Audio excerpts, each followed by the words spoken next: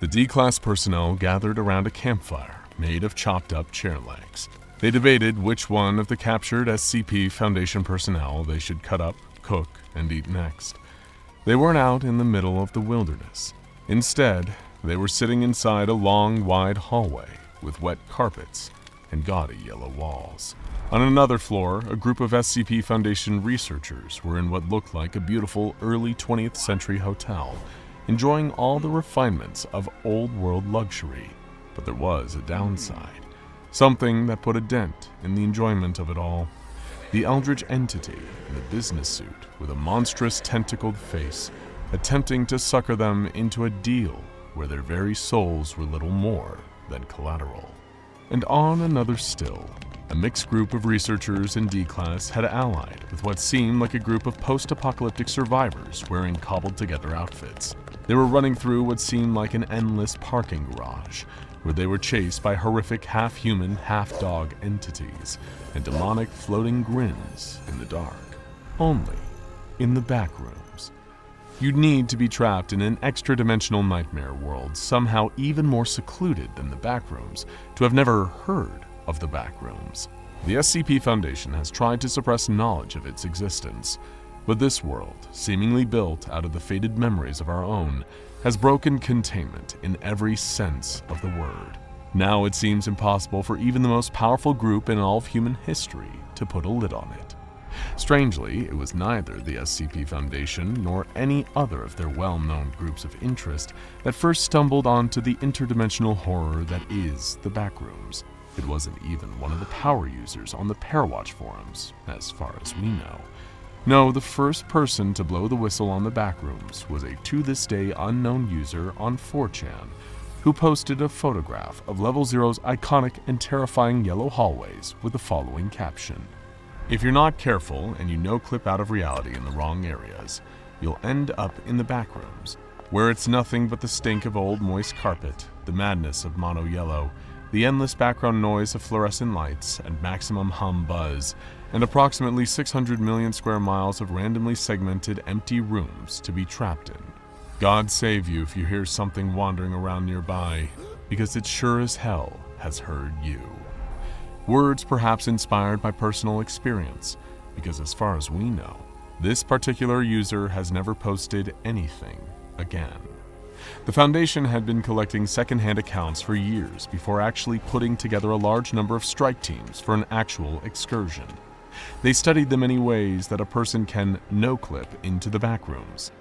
It's essentially a process of quantum tunneling between dimensions by entering an area that some backroom scholars refer to as a null zone, a place where the dimensional fabric is thin enough that a person with the right knowledge and tools could pass through at will.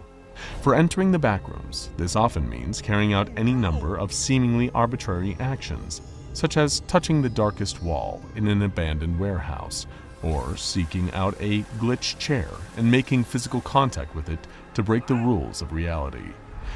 But because all that sounds like a lot of hard work, the Foundation instead took the knowledge they gained here and teamed up with a number of their in-house reality warpers and thaumaturgists.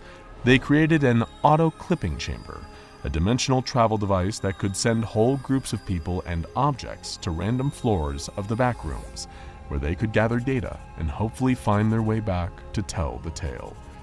The one problem was that even with all the skills the SCP Foundation possessed, the one thing they couldn't determine was what level of the Backrooms the auto-clipping chamber actually sent people to whenever it was activated. Still, in some ways, this was actually seen as a plus, because it would at least allow them to randomize their experiments fully, and thus collect a wider breadth of data than if they'd actively had to choose floors. But it also meant that nobody back at HQ would have felt bad if a team was immediately wiped out by some horrifying entity or phenomenon, seeing as the level wasn't specifically chosen by anyone. That's always a bonus, ending a Foundation experiment with somewhat of a clear conscience. Things would immediately start getting a hell of a lot messier after this. The problem with sending people to fully random Backrooms levels is not knowing what kind of equipment is needed to safely inhabit these levels. One group of researchers found this out the hard way when they were transported to Level 7, known as thalassophobia to some. This level appeared to just begin in a flooded room with outdated furnishings, but upon entering the floodwater, it became evident that this room gives way to a seemingly infinite ocean of dark, icy horror underneath. Not exactly a place you'd want to buy a vacation house. Not wanting to remain in a soggy 70s room forever, some of the researchers followed their curiosity and attempted to swim down into the ocean, hoping that they'd gain more usable knowledge there. They did, in a sense, gain knowledge, and all it cost them was their lives. Some were attacked by Tiny, one of the two entities of Level 7, a powerful fishman with a trident that rends any intruders that happen to wander into his territory. Some of the others, who managed to escape Tiny and swim deeper, still holding their breaths, encountered something even scarier. A gargantuan beast known as the Thing from Level 7, a titanic sea monster that devoured them all in a single gulp. In another level, a team of D-Class personnel were trapped in what appeared to be a terrifying dark void. The void's beating heart was a warm red light emanating from the center. When they stumbled in the direction of the red light, they soon saw that it was a huge, magnificent YouTube subscribe button, and found that by clicking on it, they could subscribe to the SCP Explained YouTube channel and use our videos to understand their situation and perhaps even survive it. Hey, maybe you should do that too. Just saying. Some were sent to levels that at first appeared much more normal, but were actually hiding much darker secrets. One of these was Level 9, the Suburbs, which appears to be a typical American suburb in the middle of the night, with the only light provided by the gently fizzing street lamps. To several members of the mixed D-Class and research team, it seemed that this neighborhood looked almost exactly like the one they'd grown up in, even though they'd all grown up in different neighborhoods, and in some cases, even different countries. Still, despite noting the logical impossibility of it all, they couldn't help but all feel a shared sense of melancholy as they passed through those darkened streets, thinking about times long gone, paths not taken, things left unsaid. Given the quasi-nostalgic liminal nature of the Backrooms as a space, slipping into these states of ennui is often to be expected. People have long since wondered how exactly the Backrooms worked on a mechanical level. Did it ever exist prior to humanity? And if it did, how was it built out of such distinctly man-made aesthetics?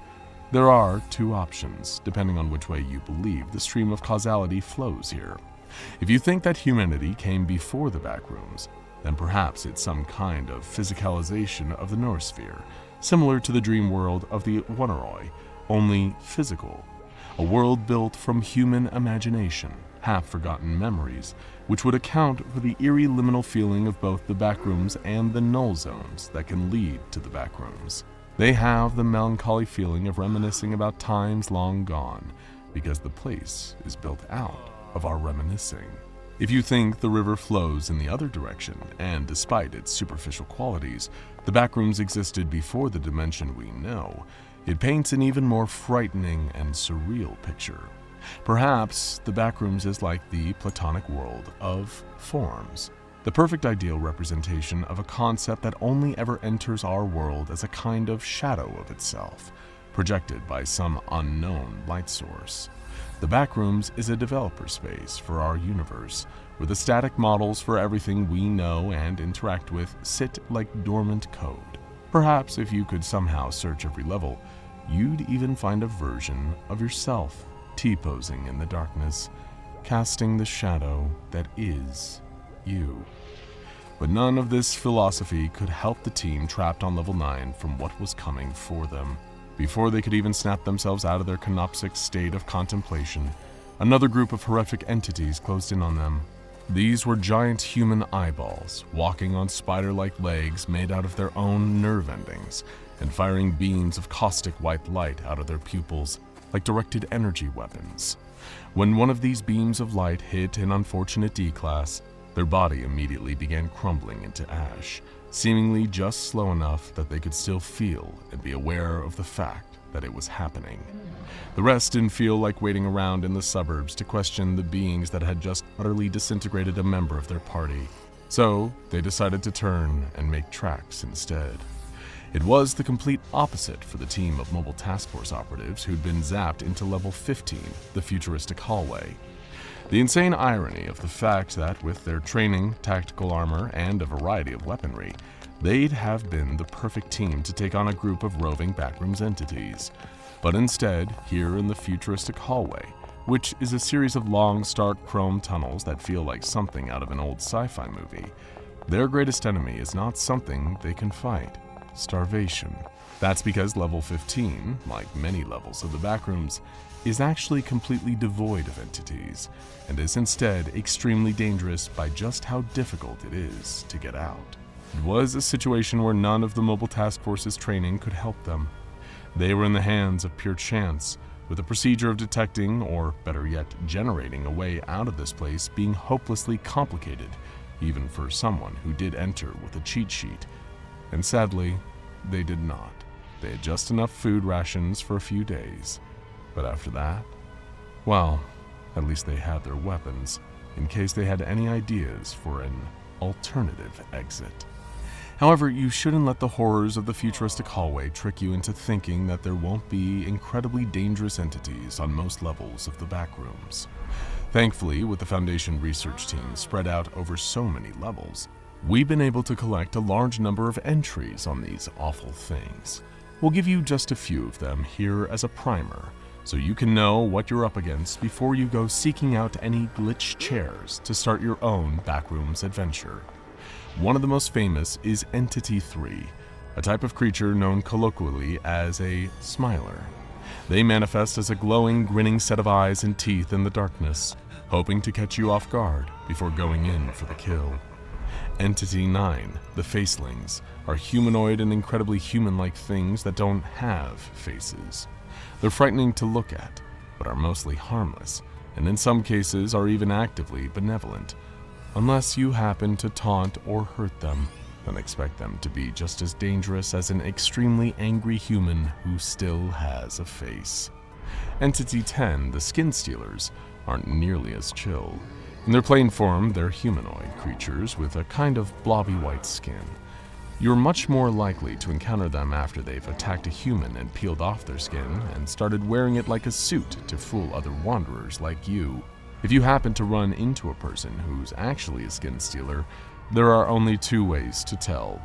One is to pay attention to their speech, because skin stealers cannot put together a coherent human sentence. The other is to prick the skin, because unlike humans, skin stealers have viscous but completely clear blood. Perhaps one of the most peculiar entities is Entity 12, the Dunk. This is a small and very intelligent elephant-like creature, which can be rowdy and territorial, but can also be trained and domesticated by humans with enough patience and care. A dunk will be a loyal friend to the end, but remember that a tame dunk is only as trustworthy as its master. A dunk can perform acts of horrific violence if ordered by the person who tamed it. And one of the most diabolical and dangerous backroom entities of all is known as Entity 67. No, you shouldn't make a 6-7 joke about that in the comments. It's a dead meme. Let it go. These entities are a hostile and downright sadistic species known as the Partygoers. Large yellow humanoids with permanent smiles and leech-like arm appendages. They use the trappings of nostalgic childhood parties to lure in Backrooms wanderers, whom they'll either torture to death and eat, though not necessarily in that order, or bite to turn them into another one of them. One thing that always seems true about the Backrooms is that it's endlessly creative in figuring out ways to kill you. But would you like the SCP Foundation to keep journeying into the Backrooms and uncovering more of the freaky floors and evil entities? Tell us in the comments down below. And don't hesitate to let us know what your favorite part of the Backrooms lore is, so we can cover it all in a future video. And in the meantime, check out Could SCP-682 be contained in the Backrooms? Or What Really Happened to SCP-096 in the Backrooms for more.